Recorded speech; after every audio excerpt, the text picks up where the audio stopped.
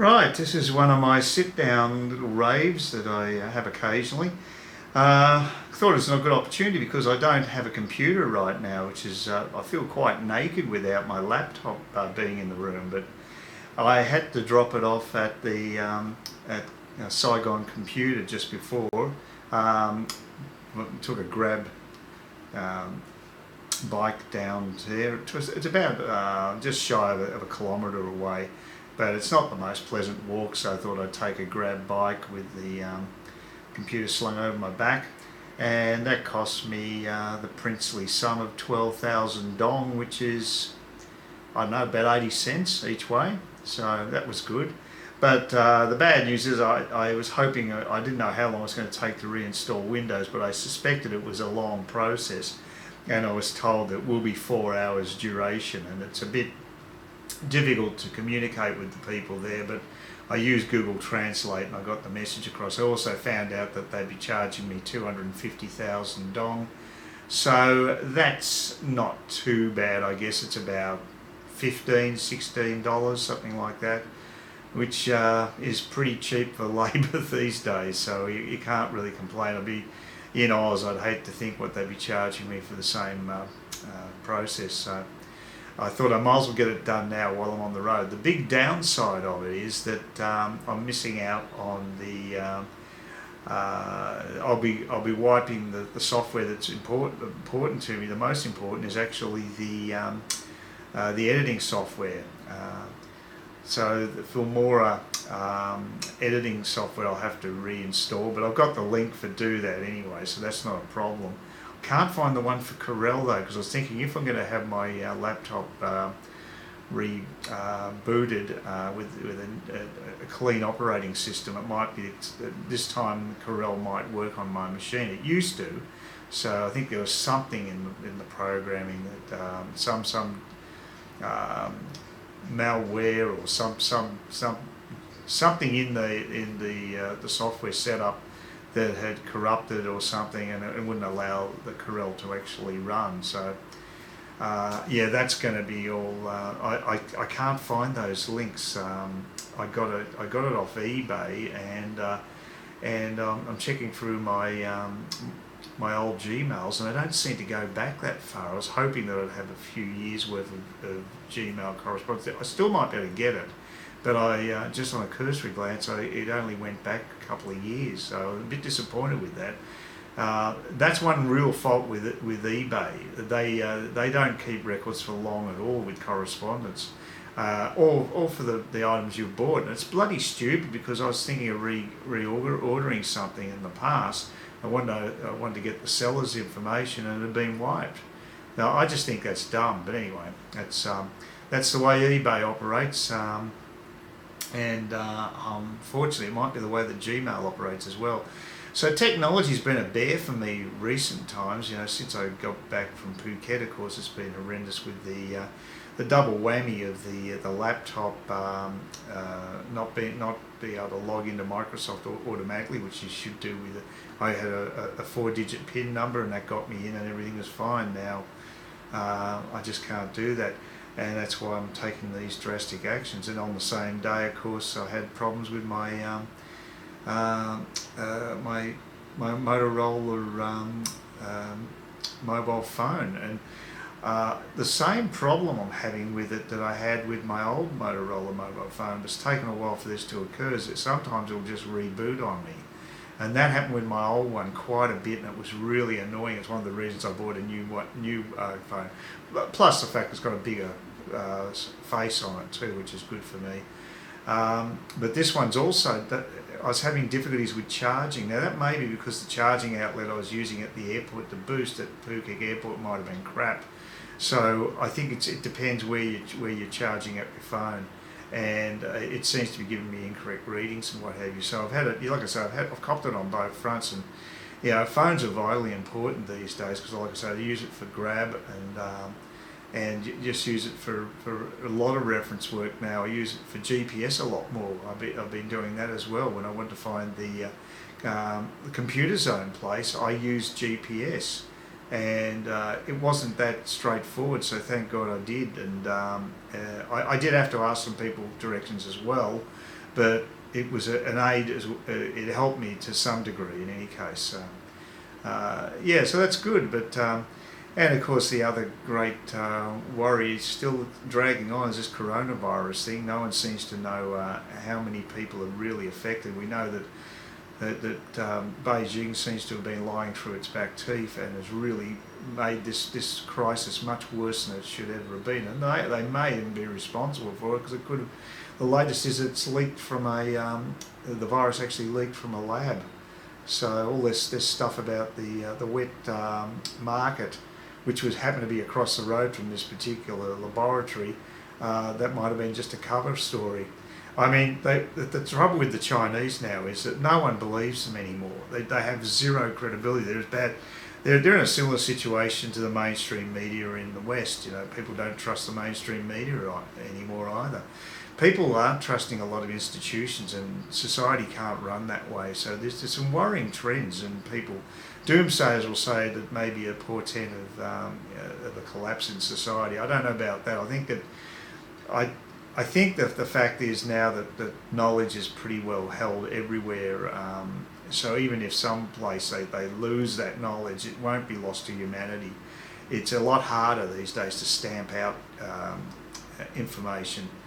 But certainly certain countries aren't travelling too well. I mean, you look at the likes of Venezuela, boy, that's a basket case.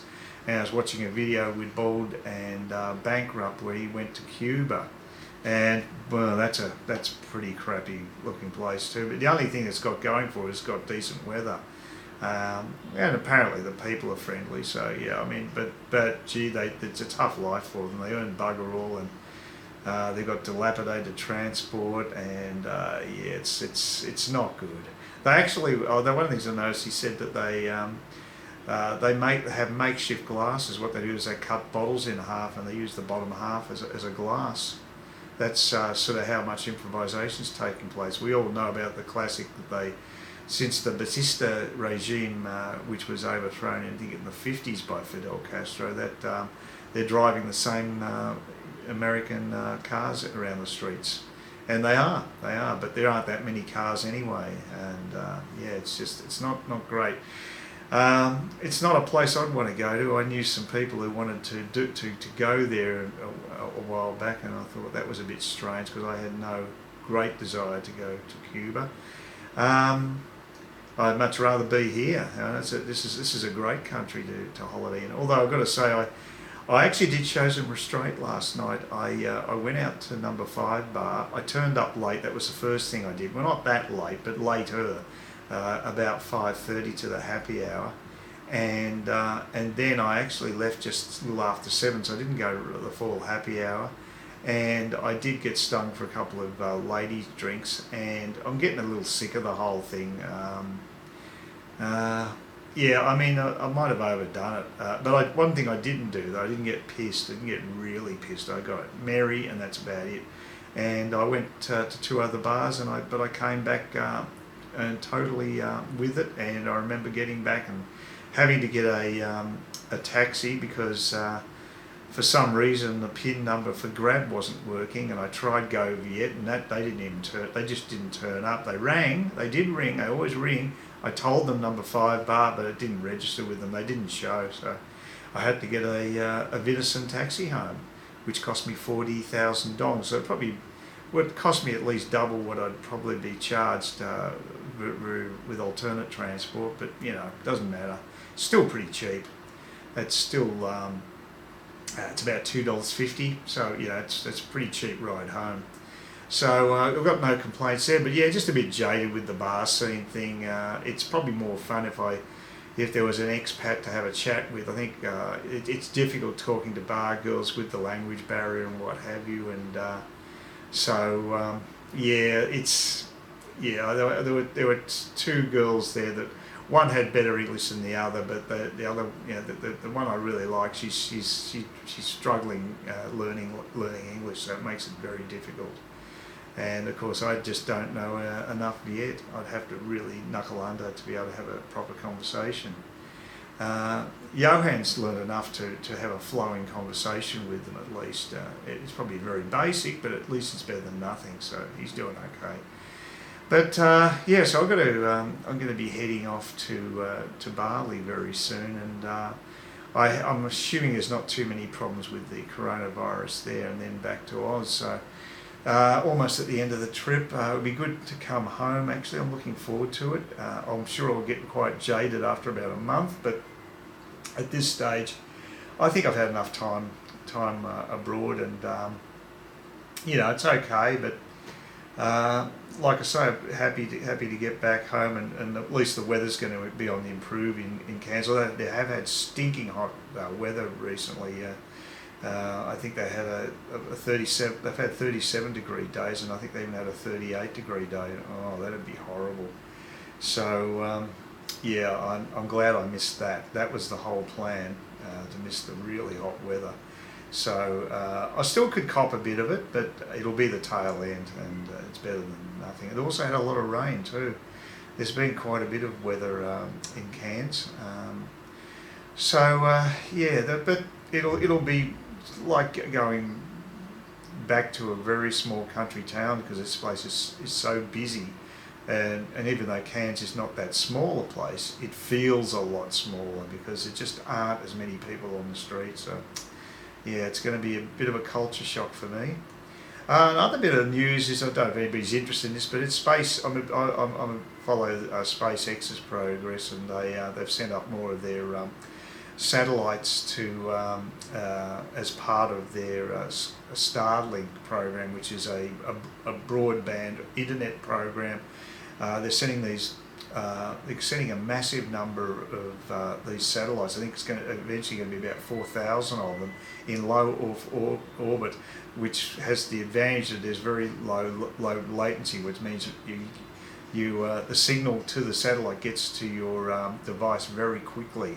So even though it's orbiting, it'll get very, very fast broadband, and this is going to affect me because I'm actually a Telstra shareholder, and Telstra shareholders are going to be heavily affected, as are other people have other telcos in their share portfolio, because if Starlink delivers on all its promises, and we'll know in the US first off, maybe later in this year they might have a functioning system, then it's going to basically blast all other telcos out of the water, because you'll have a global internet connection at a reasonable cost, hopefully, but it means I could travel to Vietnam and not worry about getting local connectivity. I just do it through my Starlink setup.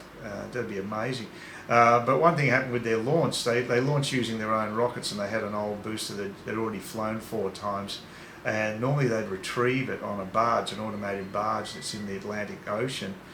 This time it didn't actually touch down on the barge.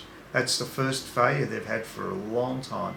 Apparently it actually had a soft landing into the Atlantic Sea just near the barge, and they're going to try to retrieve it, because they refurbish these boosters. It saves a lot of money, but because seawater's affecting the booster, it might mean that it's not going to be able to be used again. So that was a little embarrassing for them, because they've been doing so brilliantly with it, and they know how to do it. But apparently this was quite an ambitious launch because of all the hardware they were putting in. There's 60 satellites in each launch, so it's a lot of payload that has to be thrown up into low Earth orbit, and it does sort of stretch all the technology. But they still deployed the satellite successfully. Their primary mission was completed, so that was fine. It's just that they weren't able to retrieve the booster.